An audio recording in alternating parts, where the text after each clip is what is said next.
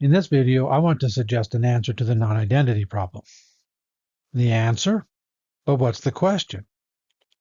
I've discussed the non-identity problem at some length in two preceding videos, but I'll repeat the essentials here for the sake of convenience. There are two applications of the non-identity problem that I want to discuss. One of them can be illustrated using the following story. Beth wants to have a child.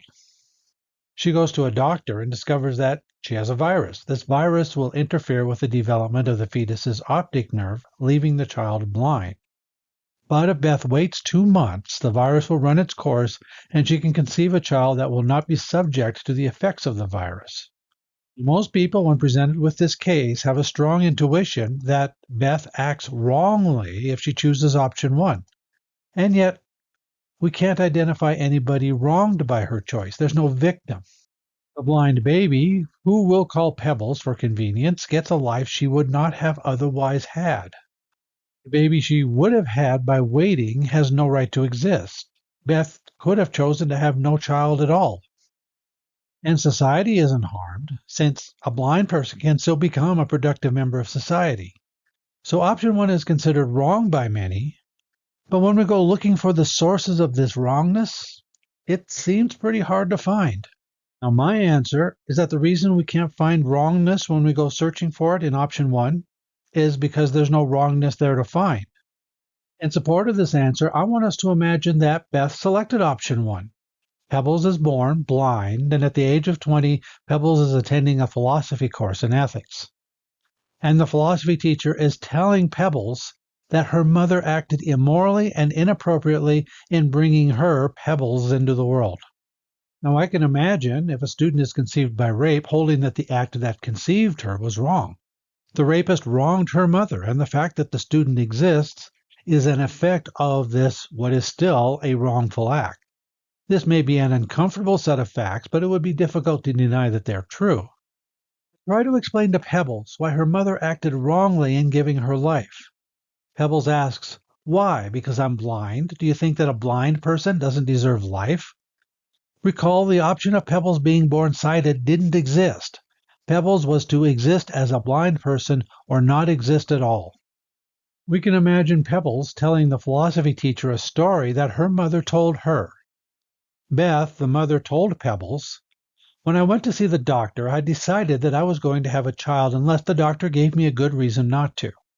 When the doctor told me about the virus, I asked myself if this would be a good reason not to have a child.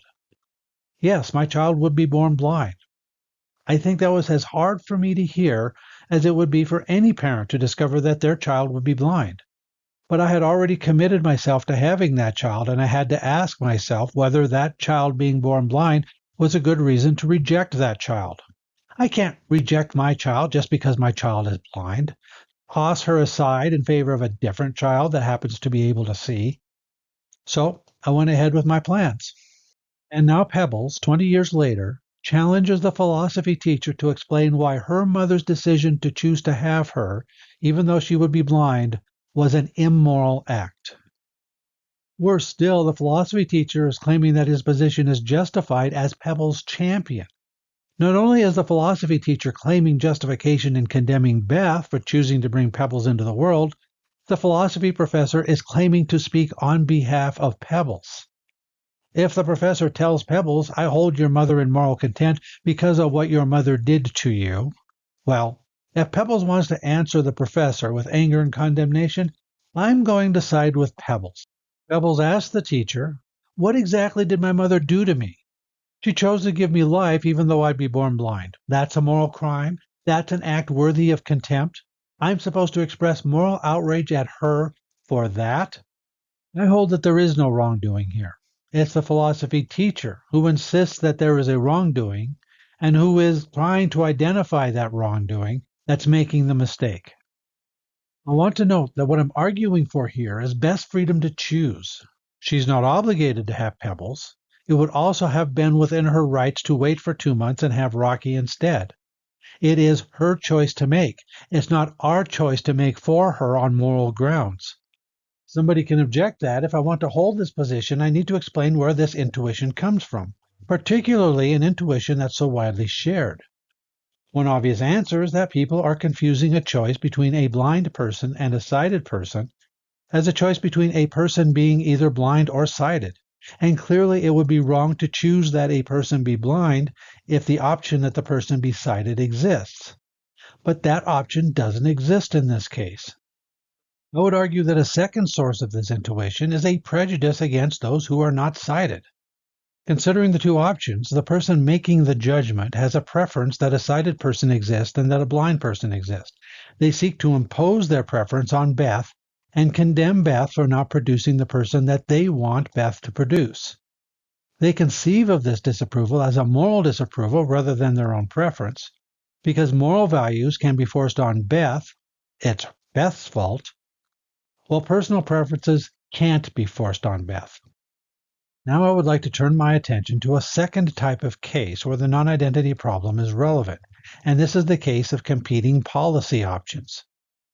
The two policies under consideration are these. Policy 1. This policy results in an improved standard of living for the next 30 years, then everything goes downhill. We can imagine a do-nothing policy towards climate change, allowing us to enjoy the benefits of cheap energy for the next 30 years before global temperatures produce such destruction that this outweighs the benefits of cheap energy. 100 years from now, people are living significantly worse lives than they are now. Policy number 2 involves investing in projects over the next 30 years that produce long-term benefits. Again, imagine a climate change policy where we add a carbon tax. People pay more for fuel in the present while investing in renewable energy sources. The long-run effects of this is that people living 100 years from now have better lives. The non-identity problem adds the fact, and it is a fact, that the people who will exist in 100 years will be different depending on the policy we adopt. Different people will meet different people, have sex at different times, causing different sperm to meet with different eggs, resulting in different people. Here, too, there's a strong moral intuition for choosing policy 2 over policy 1. However, the people who will exist in 100 years, if we choose policy 1, will have no grounds for complaint. We chose the option that gave them an existence they would not have otherwise had. The people who would have existed if we had selected policy 2 were not wronged because nobody has a right to be brought into existence.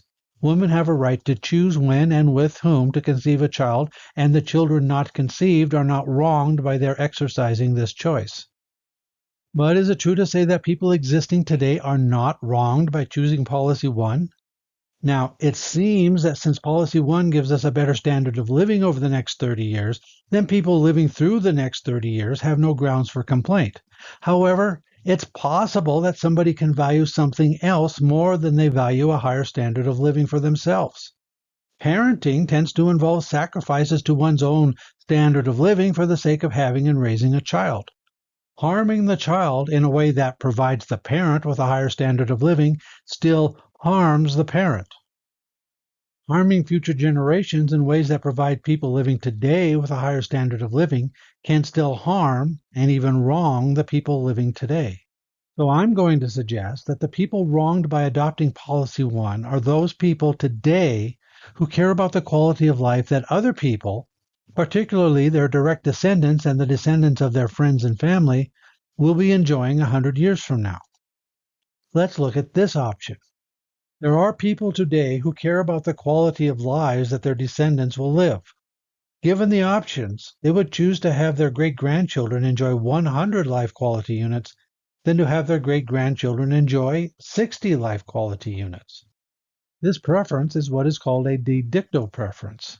This means that the desire that one's descendants enjoy a higher quality of life means that, given a choice between two sets of descendants, that is, set 1, which will exist under policy 1, and set 2, which will exist under policy 2, the preference that one's descendants be better off is a preference for set 2 over set 1. This is a legitimate preference. There is no obligation to be indifferent towards which set of descendants will exist. Those who have this preference have a reason to prefer policy 2 over policy 1. However, a simple preference doesn't create a moral reason. I would prefer to have $1 billion, but this doesn't obligate anybody else to provide me with $1 billion. Though if you feel that you have this obligation, don't let me talk you out of it. I've argued that a moral reason exists when people generally have reasons to cause everybody to have a pro tanto practical reason to perform an act of a particular type. The wrongness of drunk driving is due to the fact that people generally have reasons to give everybody pro tanto practical reasons not to drive while drunk. So the wrongness of choosing policies that make future generations worse off would require that people generally have reasons to give everybody pro tanto reasons to choose policy 2 over policy 1. If this de dicto preference for the greater quality of life for one's descendants is common enough, we can say that people generally have this preference. Then we can say that people generally have reasons to give everybody reasons to prefer policy 2 over policy 1. And we can then say that promoting policy 1 wrongs those who have this preference. In other words, there is at least a pro tanto moral reason to choose policy 2 over policy 1. By calling this a pro tanto reason, we're saying that it is a reason that can be outweighed by other considerations. A policy option that requires too much present sacrifice to bring about a future benefit can still be rejected. But morality requires giving at least some consideration to the effects of a policy on future generations. At this point, an objection could be raised that if people living today didn't care about the fates of those 100 years in the future, then it would not be wrong to ignore those fates. And that seems objectionable. Against this objection, I answer that talk about a population that lacks this preference would require talking about a different species of life entirely. The question would be applicable to a planet populated by a species that, we can imagine, evolved to leave thousands of eggs laying in some random spot and moved on without a care as to their fate. If there was such a species, then we should expect that talk about the effects of a policy on future generations would be ignored. They don't care. These facts will not move them. But we are not that species. We have reasons to create in each other those sentiments that would result in the disapproval and even the condemnation of those who would prefer policy 1 over policy 2. So in summary, in the case of somebody like Beth choosing to have a blind child over a sighted child, the intuition that choosing the blind child is wrong is mistaken. There's no ground for telling Pebbles that she should condemn her mother because her mother refused to toss her aside in preference for a child that would have been born sighted. And people today who have desires that their descendants de dicto enjoy a higher quality of life over a lower quality of life are harmed by the adoption of policies that prevent this from happening. There are potentially enough people with strong enough desires of this type to support the conclusion that people generally have reasons to cause everybody to have pro tanto, that is, outweighable reasons to choose policies like those of policy 2 over policies like those of policy 1.